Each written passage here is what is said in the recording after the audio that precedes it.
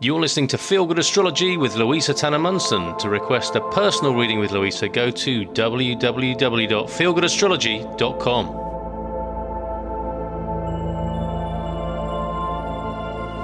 Hi, this is Louisa Tanner Munson, and this is the last in our series, the Chiron series, where I have looked through every house within the birth chart to give my account as to what I've observed in clients and family and friends when Chiron is in a particular house at the time of birth, and to talk about what happens as Chiron actually transits through these houses.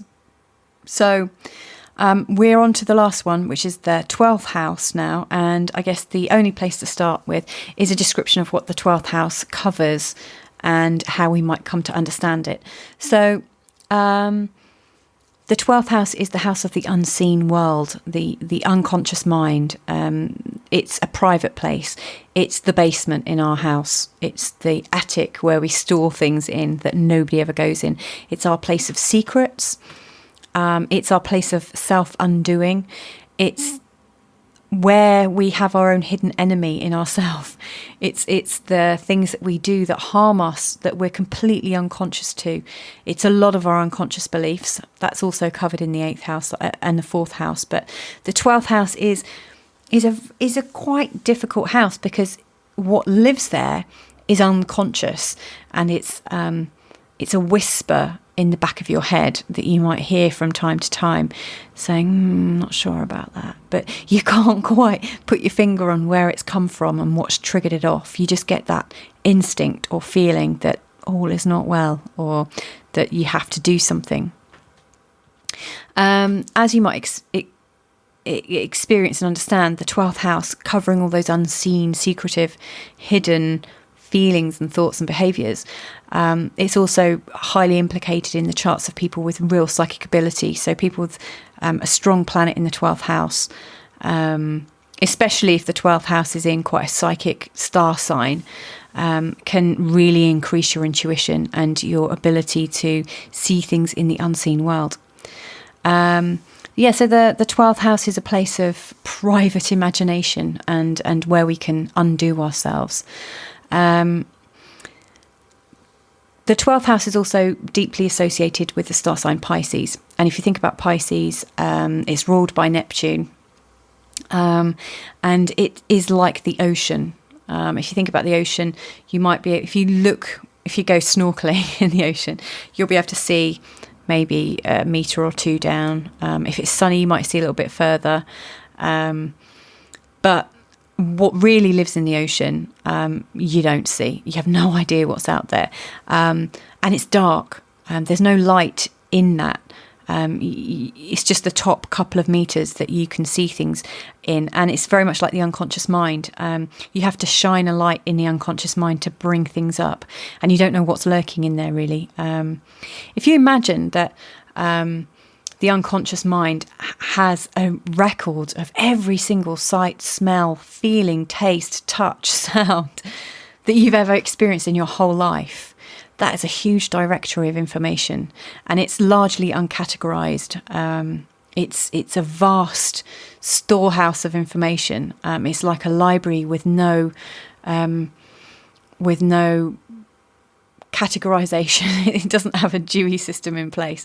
So your unconscious mind can be a really messy place and a place of undoing because we don't know what lurks in there.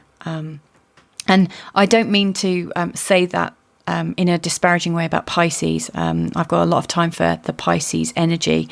But it's just one area of the Pisces energy is this kind of confusion about emotions, because a lot of people with that energy feel so much and they can't quite put their finger on it. So having Chiron in this place, the wounded healer in the 12th house, this is somebody that feels every wound and doesn't always understand where it comes from. This person feels everything, every slight, every insult, is possibly quite sensitive to aggression and sensitive to all sorts of things. It's a kind of person that really ought not to be watching scary movies and things. This person's really easily influenced in the unconscious mind, and it's very easy to put fearful images into the head of somebody with a very strong outer planet in the 12th house.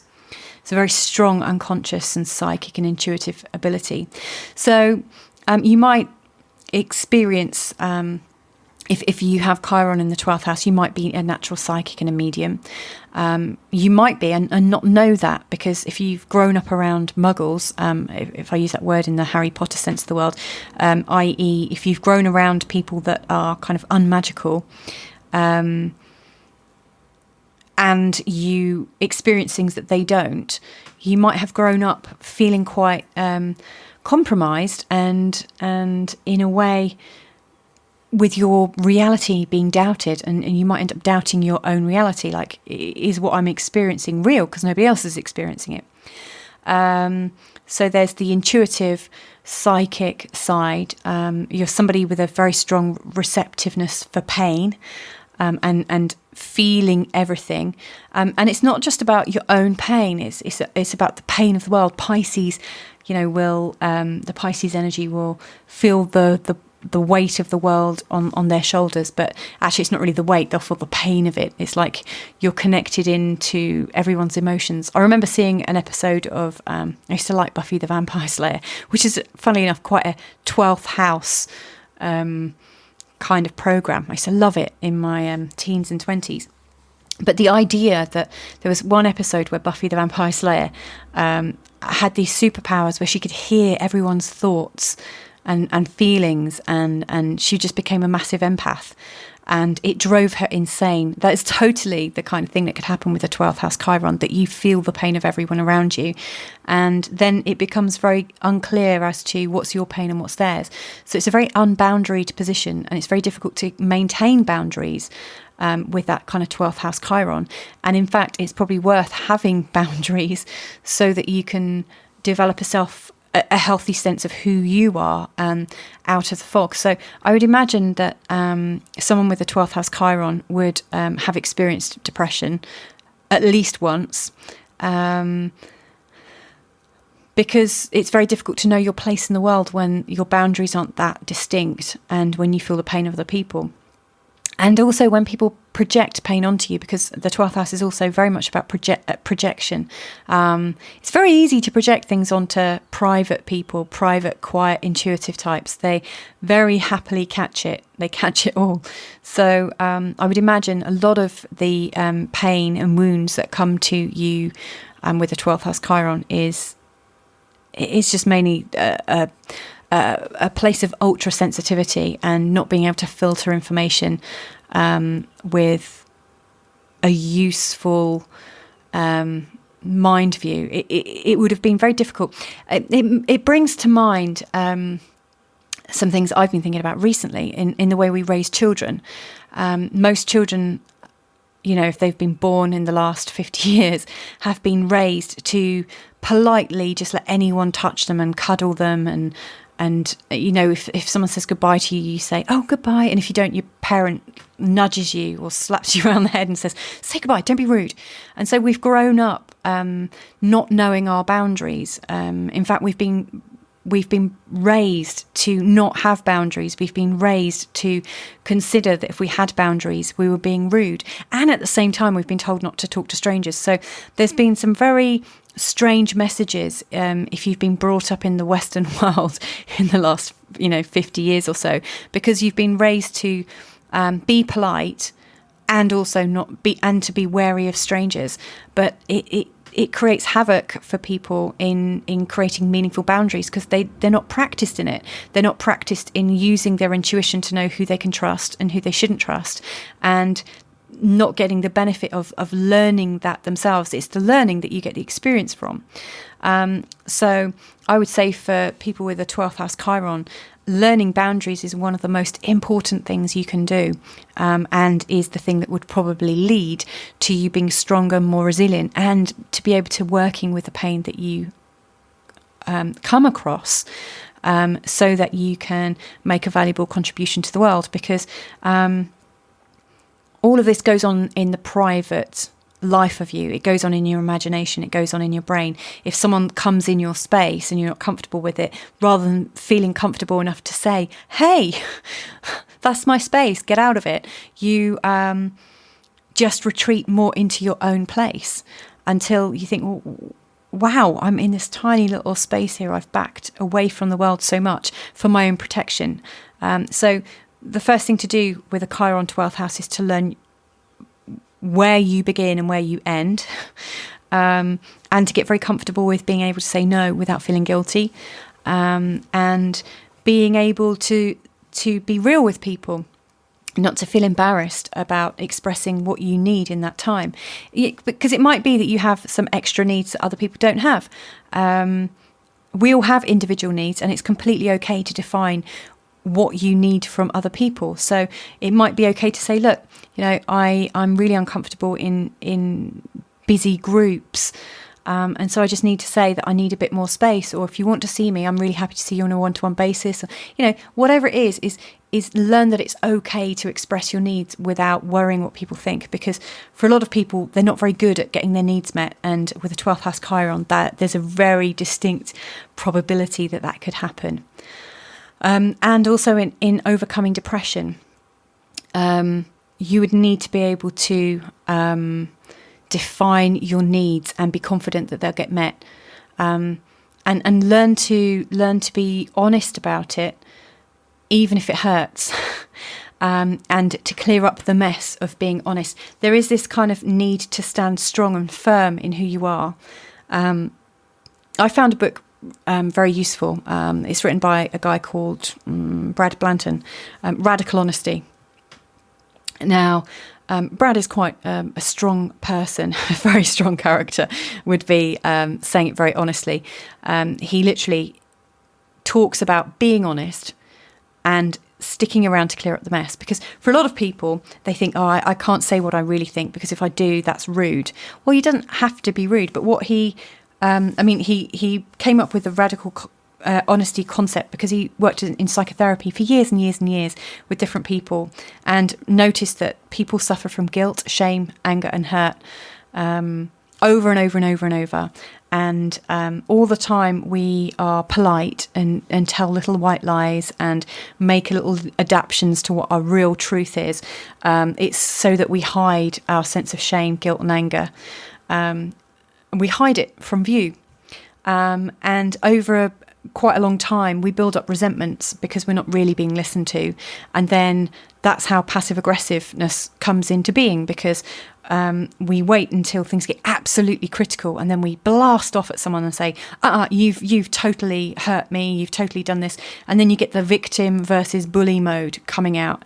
And so often people feel they have to be aggressive and become a bully just to get their needs met, because they've felt like a victim all their life. So what Brad teaches, and it's quite useful, is how to just say, no, this is actually what I need, and to stand in the embarrassment of it and to be okay with it, and stick around to clear up the mess. So if someone's offended because you said, actually, I find it very difficult when you talk to me about my personal life, then, when they say what they're feeling, you say, well, I understand that you feel like that. I need to just, and I'm sorry that that's your experience. However, I needed to just let you know that this, blah, blah, blah, blah, blah. And so he teaches ways of being able to stand firm in who you are and get that feeling out. Now, that was a bit more of a sort of preach rather than the astrology, but I thought it might be useful. So there are these kind of techniques. It's important not to let resentment build up, because resentment really builds in the 12th house and the 4th house in particular. They're places where we hide our feelings and our hurts. And it's only when we're really provoked, like a little cornered animal, that we might stand up and spit venom or smack someone. So it's really important to learn how to just be open about your resentments, open and honest, and stick around to clear up any hurt that comes out, because people aren't used to people communicating in that way. We have this kind of pre-agreed we have this pre-agreement that we're going to talk in code, and that's what humans do. But for someone with a Chiron 12th house, that's pretty challenging. So Yeah, I would. It's also a house of psychotherapy. It's a house of hypnotherapy. It's a house of the unconscious mind where whatever is going on for us can be worked out and repatterned. But it's having the courage to do that, because having Chiron in there can really limit your courage. It can be quite scary. The 12th house is the place of our fears and our nightmares. I have seen people work through a 12th house Chiron, and it is totally possible to get over that. But you need the right help and support in place, and honesty and clearing up the secrecy. It's about switching the light on in the 12th house, and moving it around, showing where the darkness is, and bring it out into the light. Anyway, with a 12th house Chiron transit, what's happening is actually quite dramatic, and it might be quite a surprise for you if you've not really experienced much going on in your 12th house, especially if your Chiron is somewhere else and you're not really aware of your pain. But when Chiron goes in your 12th house, it's a time when you're likely to be a lot more introverted than usual, because you're getting reminders quite regularly about what is wrong with your life. And it's a place of pain. It's a time when your wounds enter the place of your unconscious wounds and your unconscious thinking and some of your unconscious beliefs about yourself, the private things. So you feel almost... It can be a time when you feel victimized, where you feel like you can't be secret, or where you feel that you're in danger of people finding out who you really are, that your biggest secrets are about to come out. It's a time when you feel like you might be discovered, that that who you are or how awful you are is going to come out. So there's fears about uncovery and discovery. There's also the uncovering of who you are to yourself. So it's not just about other people discovering, but there's the fear that you might actually discover who you are, or, looking at your life from a different perspective, realize that who you thought you were is completely different. And it's that kind of pain of taking the veils off everything and understanding. It's a time when you're definitely a lot more psychic than usual. So if you do have that kind of leaning, it's a time when you're much more likely to channel information and bump into people with synchronicity that can help you on your journey. It's a time of surprising awakening. And because there's so much inner work going on, that's the main reason why you want to be a lot more private and a lot more on your own. And will probably go into the background. Remember, the next place that Chiron goes over will be your first house, your ascendant. And as it crosses the ascendant, even though you'll want to be hidden, probably, you'll be coming back out into the world again. So this is a bit like going to sleep. It's the last bit of sleep as your mind is working through things before you wake up. So it's a lot of unfinished business. Now, if there are quite a few stressful things going on when Chiron is transiting your 12th house, you need to be really careful that you don't muck things up for yourself. It is the hidden enemy part of the chart, where you're your own worst enemy, and quite possibly you can undo yourself. It's the place of undoing. So you need to, if you have addictions or issues to do with shame that you've not quite got a grip of, it could be a time when you do some shameful things and kind of undo your status in the world, or take actions that, if were discovered, could bring about the collapse of your life. Affairs often come up in the 12th house. So, be mindful of that.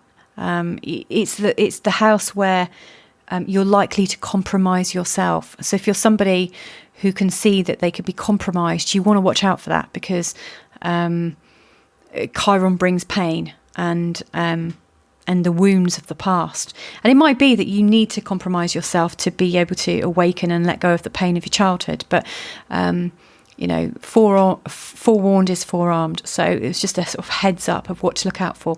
Again, it's a time of a great time for things like psychotherapy and hypnotherapy and working things out for yourself. It's a great time for a retreat. If you're planning a year out where you want to be private and to work through your pain and stuff, it's a great time to do it.